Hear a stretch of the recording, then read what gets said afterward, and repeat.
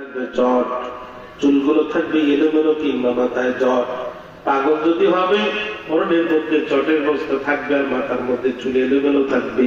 কিন্তু এখন আশ্চর্য ধরনের পাগল যার চেহারা দেখলে কলিজা পর্যন্ত ঠান্ডা হয়ে যায়।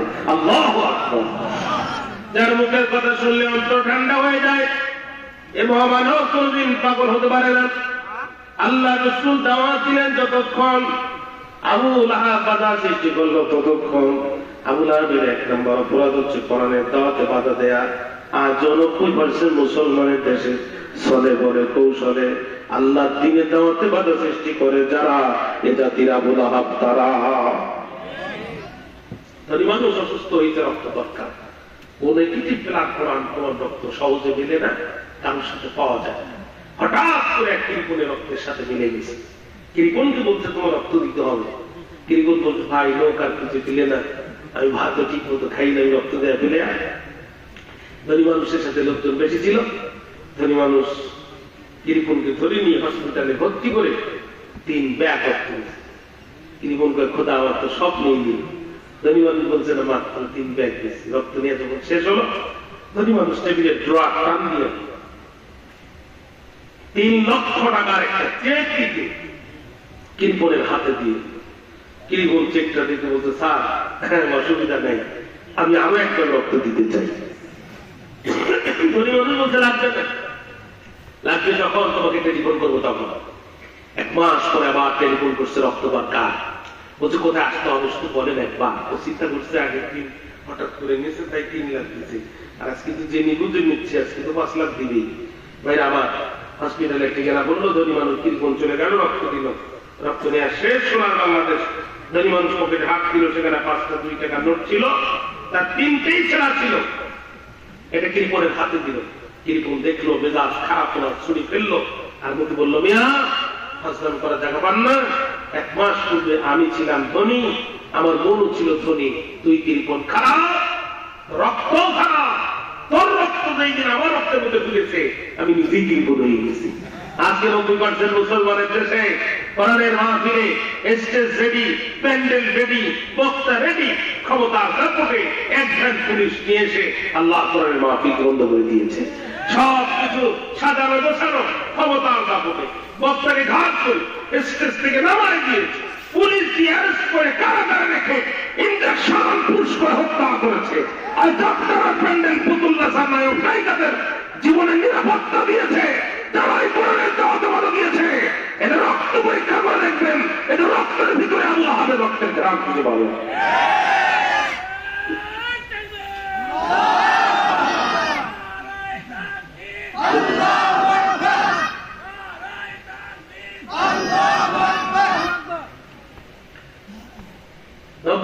মুসলমানের দেশে একটু সাবধানে কাজ করবেন। কত পালাইছে এলাকা থেকে, এই সব পাহাড় বগুড়া, রাজশাহী শহর, চাঁপাইনবাবগঞ্জ, নাচলগঞ্জ, রহনপুর, কত পালাইছি, তার কোনো হিসাব নাই। হজের পরে বক্তা একদিকে, গাড়ি একদিকে, কুমিটিয়ার একদিকে, মোলাকাত হইতে 3-4 ঘন্টা সময় লাগতো। অপেক্ষা করে ভোরে রাতের ধারে পালা দিতে হতো। আজ সেই স্টেজ, সেই প্যান্ডেল সবই আছে, শুধু আমাদেরকে নিয়ে যারা টানাটানি করেছিল তারাই নাই। কথা বলা গেল, বাপ বেটা 2 জন গেছে কৃপণের আম বাগানে আম চুরি করতে। বাপ এক গাছে উঠছে, ছেলে আর এক গাছে উঠছে। সকালবেলা ফজরের নামাজ পড়ে বাগানের মালিক গাছে বাগানে দিয়ে দেখে গাছে চোর। ছেলের পা ধরে মারছে, একটা নাম। চোর বলছে পা ছাড়ো, আমার পা ছাড়ো। কি ব্যাপার, তুই চোর কিন্তু তোর কণ্ঠে তো মোটা কেন? আমি সরকারি দলের লোক, পা ছাড়ো। যখন বলছে সরকারি দলের লোক তখন একটু ভয় লাগছে, পা ছেড়ে দিতে। রাত বাবার সাথে নালিশ করে আসে, তখন মুসকে হাসতেছে আর বলছে নালিশ করবো কার কাছে? তাকে দেবো বাপ আমার আমার কাছে। কথা বলছেন, কথা হচ্ছে, বেশি টানবেন না। বিগত 17 বছর টানাটানি করেছিল যারা, এখন টান খাচ্ছে তারা। এখন আবার যদি আপনারা টানেন, ভবিষ্যতে আপনারাও টান খাবেন। কথা বলছেন না? আল্লাহ কোরআনের দাওয়াতে বাধা সৃষ্টি করবেন না। কোরআনের দাওয়াতে বাধা সৃষ্টি করার কারণে মাথা উঁচু করে কোন সেটা বিদায় নিতে পারে, পিছনের দরজা দিয়ে চোর ডাকাতের মতো পালাতে বাধ্য হয়েছে। কোরআনের দাওয়াতে বাধা সৃষ্টি করবেন না। 1 নম্বর কোরআনের দাওয়াতে বাধা সৃষ্টি করে যারা, এ জাতি প্রকাশ্য আবুল আহাব তারা। পরিষ্কার রাখো, যেখানেই কোরআনের দাওয়াত বলা হবে বুঝবেন যে ওখানে আবুল আহাব আছে। আরে একেবারে যদি ডাক্তারের প্যান্ডেল 20 টাকার বিনিময়ে দেহের কাপড় পরে খান্না তার অধিকার রাখে, এদেশে কোন নারী যদি সিলভার নাটকে অভিনয় করার অধিকার রাখে, তাহলে এদেশের নারীরাও পদ্মা মেনটেন করে তার আরেক মুসলিম বোনের কাছে দাওয়াত পেশ করার অধিকার রাখে। সুতরাং কোরআনের দাওয়াতে বাধা সৃষ্টি করবেন না। কোরআনের দাওয়াতে বাধা সৃষ্টি করে যারা, এ জাতির প্রথম শ্রেণীর আবুল আহাব তারা। মনে থাকবে আপনাদের। দ্বিতীয় নাম্বার অপরাধ, আল্লাহ রাসূল জন্মের পরে তার বাবাকে কোনোদিন দেখেন নাই। এজন্য রাসূলুল্লাহ মনের মধ্যে একটা আফসোস ছিল। আল্লাহ পাক তার রাসূলকে 2টি ছেলে সন্তান দিয়েছিলেন। ছোট ছেলের নাম রাসূল রাখলেন বাবার নামে মিলাই আব্দুল্লাহ, বাবার নাম আব্দুল্লাহ, নবীজি তার ছেলের নাম রাখলেন আব্দুল্লাহ। আব্দুল্লাহকে আব্দুল্লাহ বলে যখন ডাক দিবে, নবীজি বলে বলবে এটা আমার সন্তান আব্দুল্লাহ নয়, আমার বাবা আব্দুল্লাহ আমার ডাকের জবাব দেয়। সুবহানাল্লাহ বললেন। নবীজির ছোট ছেলে আব্দুল্লাহ মারা গেল যখন, মক্কার কুখ্যাত 5 জন কুফফার মধ্যে 1 নম্বর আবু লাহাব মক্কার মানুষের বাড়িতে বাড়িতে যে দরজায় করা দাঁড়িয়ে বলে, মক্কাবাসী তোমরা জানলে হবে খুশি, তোমাদের আর কোনো ভয় নাই। মুহাম্মাদের যে ছোট ছেলে ছিল সেটাও দুনিয়াতে নাই। মুহাম্মাদের লেজ কাটা গেল। মুহাম্মদ আজ থেকে আর কোন পুত্র সন্তানের বাবা নাই থাকলো। ভাইরা আমার নবীর কানে কথাটা আসলো। নবী বড় কষ্ট পেলেন। আল্লাহ ডাক দিকে জিবরিল, আর দেরি করো না, তাড়াতাড়ি চলে যাও, আমার নবীকে জানায় দাও, কোনো কারণ নেই মন খারাপ করা। ইন্না আতাইনাকাল কাউসার, আমার নবীকে দিয়েছি আমি হাউজে কাউসার। ভাইরা আমার, সেকালের কাফেররা রাসূলের বিরুদ্ধে অপপ্রচার করতে আনালা কায়দায় আজকে কুফফাররা রাসূলের নবীজির উত্তরসূরিদের বিরুদ্ধে আজকে আবুল আহাবরা অপপ্রচার করে ডিজিটাল কায়দায় satellite, TV channel, Facebook, Twitter, internet ব্যবহার করে নবীর উত্তরসূরিদের বিরুদ্ধে মিথ্যা তথ্য লাগায় যারা, এ জাতির দ্বিতীয় শ্রেণীর আবুল আহাব তারা। এই আবুল আহাবদের কারণে 50 বছরের মুফাসসিরে কোরআনকে তারা অপরাধী বানিয়েছে। আমাদের বিরুদ্ধে অপপ্রচার করে কোনো লাভ নাই। আমরা আমাদের বাবার কথা আপনাদেরকে বলি না, আমাদের বংশের কথা আপনাদেরকে বলি না, আমরা আল্লাহর কথা বলি, তার রাসূলের কথা বলি, তার কোরআনের কথা বলি। যে কোরআনের শিকড় 7টা জমিনের নিচে শাখা প্রশাখা ফুলে ফলে প্রস্ফুটিত হয়ে আল্লাহর আরশের মহল্লাকে স্পর্শ করেছে। ক্ষমতার দাপটে কোরআন নবীর বিশাল বটবৃক্ষকে যারা ঠেলে ফেলে দিতে চাইবে, ডাল পালার নিচে চাপা পড়ে তাদের অস্তিত্বের কবর রচিত হবে। সেই কবর উপর কোরআনের পতাকা পাত করে উঠবে। আমাদের বিরুদ্ধে কথা বলি,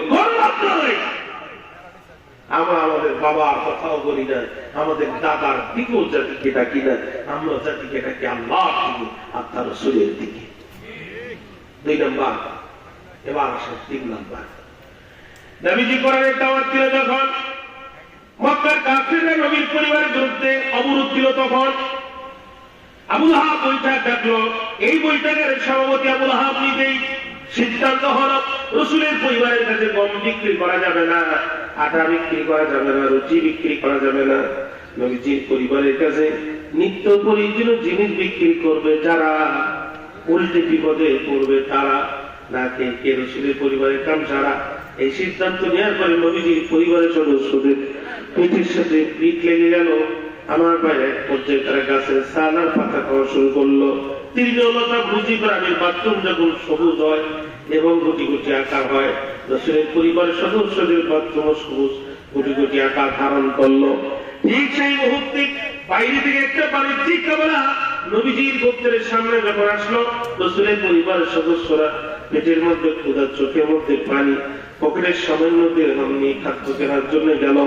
আবু লাহাব সেখানে উপস্থিত হলো। আবু লাহাব উপস্থিত এই ব্যবসায়ীদের ব্যবসায়ীরা, এইদের কাছে খাদ্য বিক্রি করা বৈধ নয়, এদের কাছে নিত্য প্রয়োজনীয় জিনিস বিক্রি করবে যারা, উল্টে বিপদে পড়বে তারা।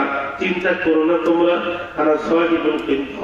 আমি মক্কার ফাইন্যান্স মিনিস্টার, কোন জিনিসের কত দাম জানা আছে আমার পক্ষ থেকে এখন তোমাদের জন্য অফার, যে এই জিনিসটা কিনেছো 10 টাকা, আমি 10 গুণ বেশি দাম দিয়ে তোমাদের জিনিস কিনতে চাই। তবু এই পরিবারের কাছে তোমাদের জিনিস বিক্রি করা হবে না। রাজি আছো যারা যারা? আমার পাঁচিলের ভিতরে প্রবেশ করো তারা তারা। এই ঘোষণা আবু লাহাব দিল যখন পরিস্থিতি পাল্টাই গেল, তখন লোভী ব্যবসায়ী যারা আবু লাহাবের গৃহের ভিতরে ঢুকলো, তারা আর ঢুকলো যখন আবু লাহাব মেন গেটে দরজা আটকাই দিয়ে বললো, আমার দিকে তাকাও, ভালো করে আমার দেখে নাও, আমি মক্কার ফাইন্যান্স মিনিস্টার, কোন জিনিসের কত দাম ভালো জানা আছে আমার।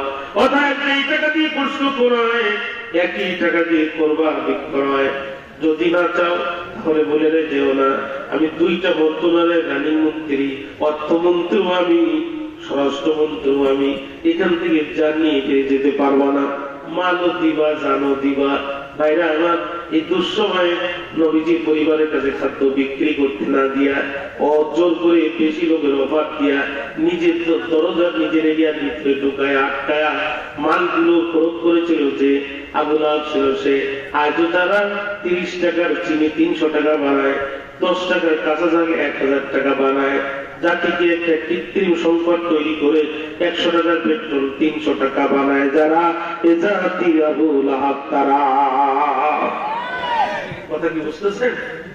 দিনের বেলা পেট্রোল পাম্প গুলোতে যান, এখন দেখেন অবস্থা, পেট্রোল পাম্প নাই, তেল নেই, কিন্তু রাত 2টার পরে আবার এদের কাছ থেকে খুচরা ব্যবসায়ীরা ড্রাম ভর্তি করে তেল নিয়ে এসে 100 টাকা 300 টাকা বিক্রি করতেছে। এই কৃত্রিম সংকট তৈরি করে যাতে সম্ভব নিজের পকেটে যারাই করে, এই খাসলা হচ্ছে আবু লাহাবের খাসলা। আপনাদের কষ্ট হচ্ছে তো না? আপনাদের ঘুম আসতো